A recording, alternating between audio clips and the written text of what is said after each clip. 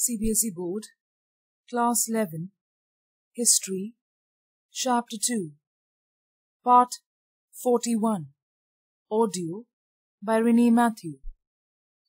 The divisions of the places we saw and who were ruling it, especially China, Iran and Russia, was included in ruling the places. And we saw who was also leading with the Yuan, Ilkhanate, new upcoming dynasties were also there. Then the Golden Horde, that also we saw. Now we need to look into one more point where it says that the nomadic traditions persisted longest. We saw that the peasants were also persecuted, but many rulers were against it, especially the son and the grandson. And nomadic traditions were prevalent in Central Asia, which were the descendants of Chagatai. Then it was also prevalent in Russia, that was the Golden Horde. And gradually we can see the separation of the descendants, especially of Genghis Khan, into separate lineage groups because they were not happy ruling completely as one body, and they were fighting for power also by this time. So their connections with the memory and traditions of a past family, it kind of got disturbed. They did not want any family root, or they did not want any memory and past traditional root of ruling people. This was because of the competition amongst the cousin clans, and the Toluyot branch was very skilled in presenting their version of the family disagreements. We saw about the Toluyot branch and other branches also which were fighting, the Ogidai and also Jochi branches. So this particular branch was very strong. Adept means skilled. They were very skilled in presenting or showing their family disagreements with others, especially in the histories produced under their patronage. So they were very skilled in showing that they did not approve something. It was because of their control of China and Iran and a large number of literati. They were the people who controlled China, Iran, two large empires, two large places, and especially large number of literary groups, which the family members could recruit. So the other family members could not stay skilled with these people. They couldn't keep in power. And at a very sophisticated level, there was a disengagement with the past. They did not actually connect with the past, which meant that underlining the merits of the present ruling classes, okay, at a more sophisticated level, more merits of the present ruling classes also came out when they disengaged themselves with the past, as a contrast to other past monarchs. So it was like underlining the merits of the regnant rulers. They wanted to just promote themselves when compared to the past monarchs. This exercise in comparison did not exclude Genghis Khan himself. Okay, so it did not definitely exclude Genghis Khan. But of course, they were not ready to acknowledge that it is because of his hard work that the empire became so expanded, or there was a great growth in the empire. So they wanted to always promote their own progress and all those kind of things. Now, we are getting some kind of documents from the history, whether it is written by the historians, whether they are documentaries, and something which helps the historians to understand history better and also to pass it on to the upcoming generation that we are sitting and reading in the 21st century is because of the chronicles.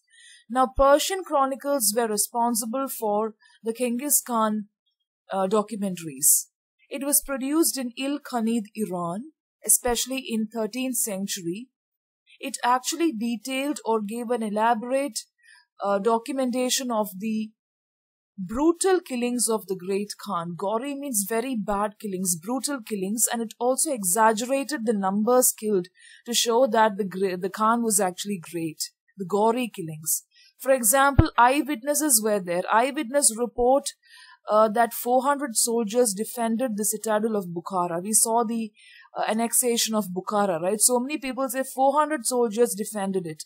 But in the Al-Khanid Chronicle, which is a Persian chronicle, they report that 30,000 soldiers were killed in the attack on the citadel. So there's a kind of, you can say, a lot of exaggeration done, especially when it comes to the chronicle.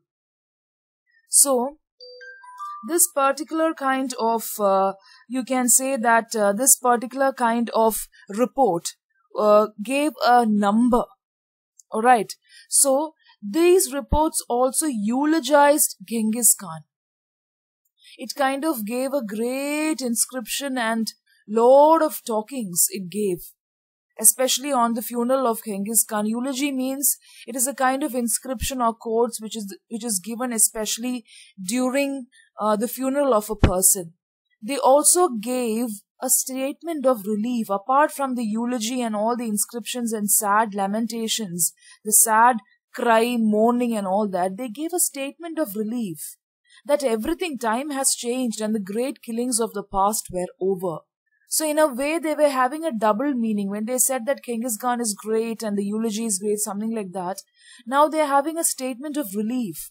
They're trying to say that the times have changed and the killings of the past is over, it is no more, something like that. So there was an underlining or underscoring statement there. Of course, the Genghis Khanid legacy was very important, but what about the descendants? They were not convincing heroes to a sedentary audience. For the people who were settled, there were no more convincing heroes. They could no longer appear in quite the same way as their ancestor. They couldn't be matched with Genghis Khan at all. They were totally different. They were totally different from how they actually conducted themselves. Okay? So that was Il-Khanid Chronicle, very important part in this particular section of the chapter. Now another research by David Ayalon. Okay, he was a researcher. Recent work on the Yasa. Now we saw that there is a governing body known as Quirltai. Okay, there was a code of law which Genghis Khan was supposed to have promulgated, which he kind of promoted at the Quirltai of 1206. He always decided everything by consulting this particular body. And he had elaborated on the complex way in which the people were to be governed and how the great Khan wanted his successors to take care of the Mongol Empire. Everything was detailed in the Quirltai meeting of 1206. So, there was a law which was passed. In its earliest formulation, the term was written as yasak, which meant law, decree or order.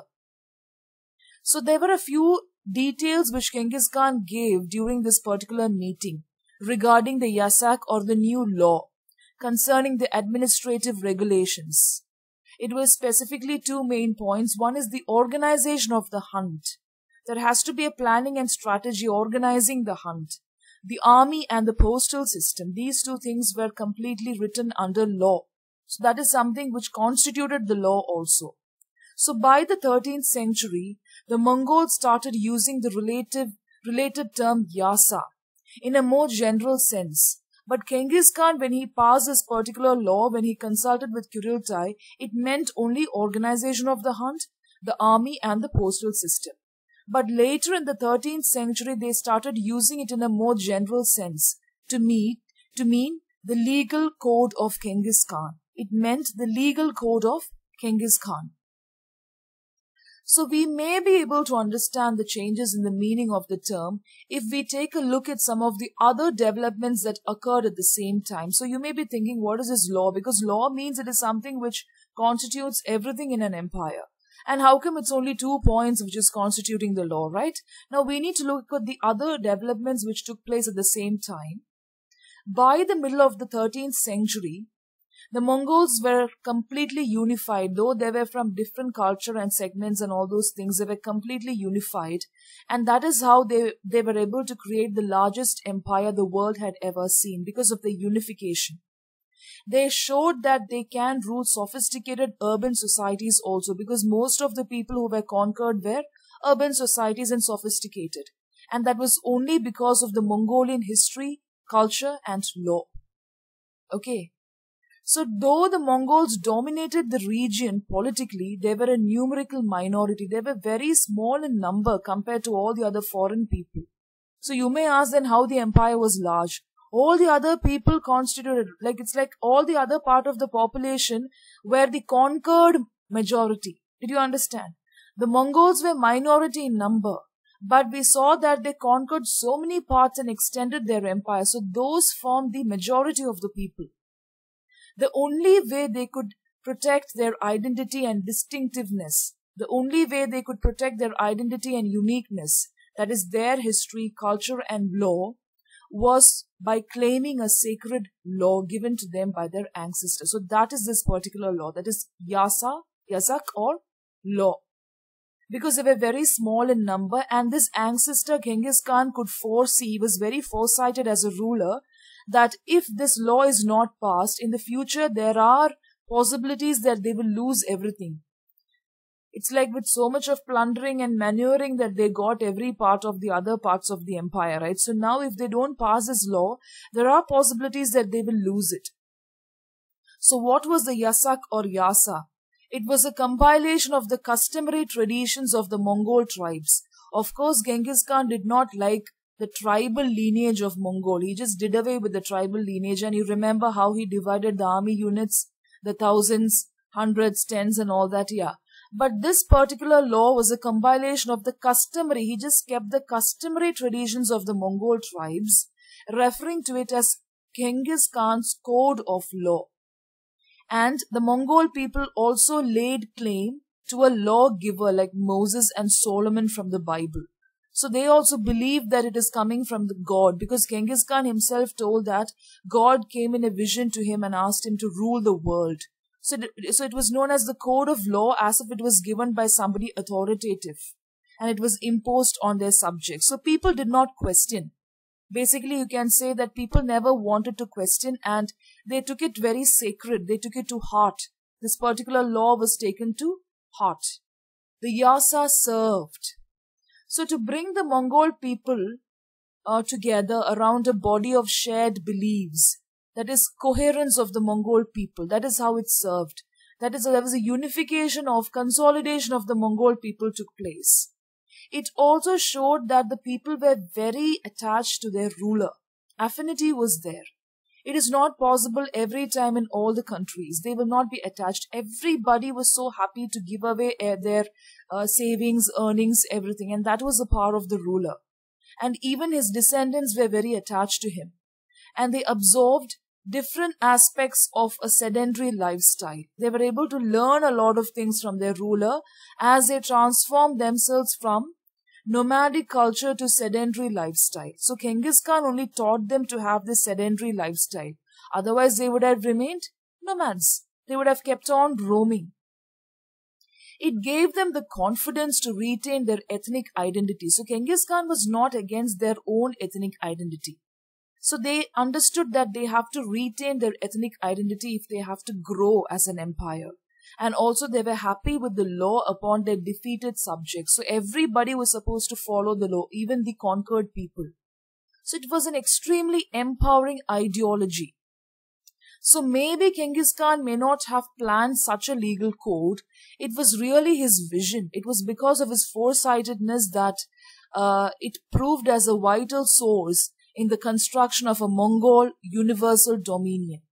That is how this particular empire was completely built. It was really an extremely empowering ideology.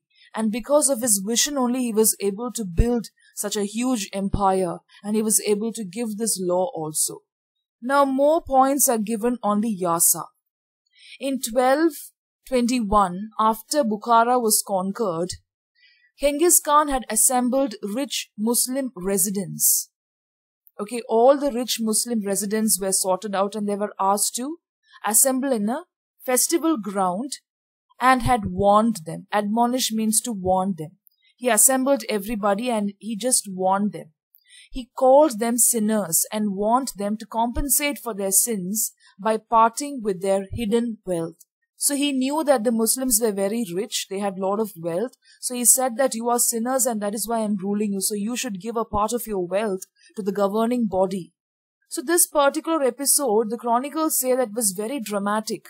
It could be even painted, very dramatic, and for a long time, people still remembered this incident where he was so strong in giving speeches. He made it very dramatic, telling you have to, like, sometimes it happens this way. We know that what a person is telling is wrong, right?